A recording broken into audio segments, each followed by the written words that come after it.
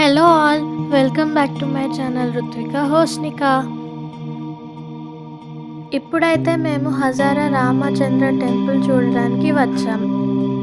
నేను హజారా అన్నాను కదా, హజార్ అంటే హిందీలో 1000. ఈ టెంపుల్లో రాముడికి సంబంధించి థౌజండ్స్ ఆఫ్ కార్వింగ్స్ ఉన్నాయి. అందుకే ఈ టెంపుల్ని హజారా రామచంద్ర టెంపుల్ అని అన్నారు.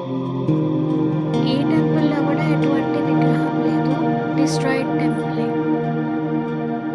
ఈ టెంపుల్ అవుట్ సైడ్ వాల్స్ మీద ఎలిఫెంట్స్, డాన్సింగ్ డాల్స్, కార్వింగ్స్ ఉంటాయి.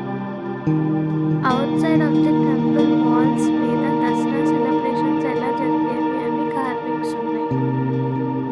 టెంపుల్ లోపల రామాయణం గురించి కార్వింగ్స్ ఉన్నాయి. టెంపుల్ లోపల బ్లాక్ కలర్ పిల్లర్స్ ఉన్నాయి. పిల్లర్స్ మీద దశావతారాలు, వినాయకుడు, శివుడు ఉన్నాయి. బ్లాక్ కలర్ స్టోన్ హంపీలో దొరకలేదని ఆంధ్రప్రదేశ్ నుంచి తెప్పించారంట. మేమైతే ఈ టెంపుల్ నుంచి బయటకు వచ్చిన తర్వాత ఈ టెంపుల్ పక్కనే ఇంకో చిన్న టెంపుల్ కనిపించింది. రామాయణం గురించి కార్వింగ్స్ ఉన్నాయని చెప్పాను కదా. రామాయణంలో స్టార్టింగ్ నుంచి దశరథ మహారాజు యజ్ఞం చేసిన దగ్గర నుంచి రావణాసురుడిని వధించే వరకు మొత్తం వాల్స్ మీద కార్వింగ్స్ ఉన్నాయి. అలా టెంపుల్ బ్యాక్ సైడ్కి వెళ్తే చిన్న దర్బార్ హాల్ అయితే కనిపించింది. ఈ టెంపుల్లో ఉన్నన్ని కార్వింగ్స్ హంపీలో ఏ టెంపుల్లో లేవు. ఈ టెంపుల్ని అయితే తప్పకుండా చూడాలి. ఇక్కడ ఒక చిన్న డోర్ లాంటిది ఉంది కదా, అక్కడ మేమైతే చాలా ఫొటోస్ దిగాము. ఇవన్నీ 15th సెంచరీ టెంపుల్స్ కాబట్టి డిస్ట్రాయింగ్ స్టేజ్కి వచ్చేసినాయి. అలా టెంపుల్ చుట్టూ తిరిగి రామాయణం కార్వింగ్స్ దగ్గరికి అయితే వచ్చాం. ఆ టైంలో బుక్స్ ఏమీ లేవు కాబట్టి వాల్ మీదే కార్వింగ్స్ ఉన్నాయి. ఇప్పుడు చూసినా కూడా మనకు అర్థమయ్యేలాగా వాల్స్ మీద రామాయణం క్లియర్గా మలిచారు. హోస్ని ఏదో ఆడుకుంటూ అలా అలా టెంపుల్ చుట్టూ తిరిగేస్తుంది. ఈ టెంపుల్ని చూసుకొని మేము నెక్స్ట్ మహానవమి దిబ్బాకి స్టార్ట్ అయిపోయాం. ఇక్కడ కూడా ఈవెంట్స్ కోసం స్టేజ్ వేశారు. మహానవమి దిబ్బాని దసరా దిబ్బా అని కూడా అంటారు. విజయనగర కింగ్స్ ఇక్కడ రూల్ చేసేటప్పుడు దసరా టైంలో పోటీలు, ఈవెంట్స్ పెట్టేవాళ్ళంట. పోటీల్లో గెలిచిన వాళ్ళకి బహుమతి ఇక్కడే ఇచ్చేవాళ్ళంట. మహానవమి దిబ్బా దగ్గరే సీక్రెట్ ఛాంబర్ అండ్ స్టెప్వెల్ కూడా కవర్ చేసుకోవచ్చు. మహానవమి దిబ్బాని రాయల్ ఎన్క్లోజర్ అని కూడా అంటారు. మేము వెళ్ళినప్పుడు అయితే క్లైమేట్ హాట్గా ఉంది. ఇక్కడైతే చాలా దూరం నడవాలి. ఇక్కడ అండర్ గ్రౌండ్ వాటర్ ట్యాంక్స్ చాలా ఉన్నాయి. 1981 నుంచి ఆర్కియాలజీ వాళ్ళు తవ్వడం మొదలుపెట్టిన తర్వాత ఇవన్నీ బయటకు వచ్చినాయి. అలా నడుచుకుంటూ వెళ్తుంటే అక్కడిక్కడ దూరంలో కనిపించింది మహానవమి దిబ్బ.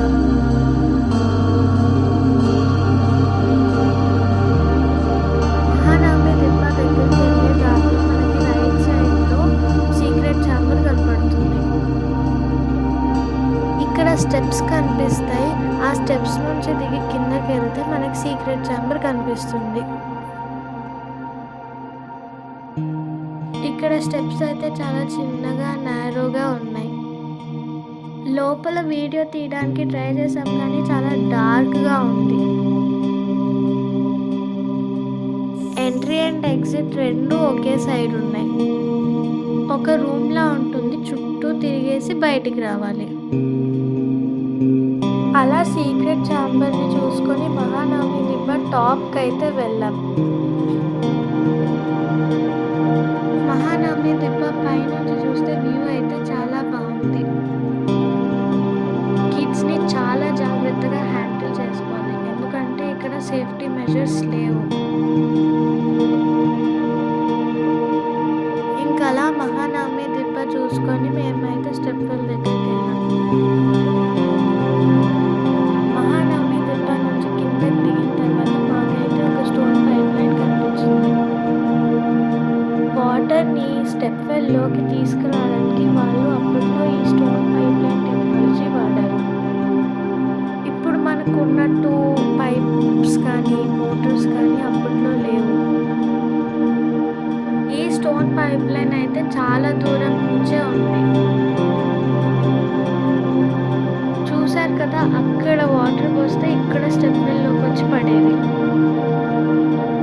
ఈ స్టెప్ వెల్ దగ్గర చాలా మూవీస్, సాంగ్స్ షూటింగ్ అయితే చేశారంట. అక్కడున్న సెక్యూరిటీ మనల్ని అయితే స్టెప్ వెల్లోకి దిగనివ్వట్లేదు. ఈ స్టెప్ వెల్ అయితే గ్రానైట్ బ్లాక్స్తో తయారు చేశారు. ఈ స్టెప్ వెల్ని పుష్కరిణి అని కూడా అంటారు. మీరు గమనిస్తే ప్రతి బ్లాక్కి 5 స్టెప్స్ ఉన్నాయి. స్టెప్ వెల్ని బ్లాక్ కలర్ పుష్కరిణి అని కూడా అంటారంట. అలా మహానవమి దిబ్బ, సీక్రెట్ ఛాంబర్, స్టెప్ వెల్ చూసుకొని బయటకైతే వచ్చాం. పెద్ద పెద్ద స్టోన్స్ని లైన్గా పెట్టడం వల్ల అదొక వాల్లా అయిపోయింది. మా వీడియోస్ కనుక మీకు నచ్చినట్లయితే please like, share and subscribe. Thank you.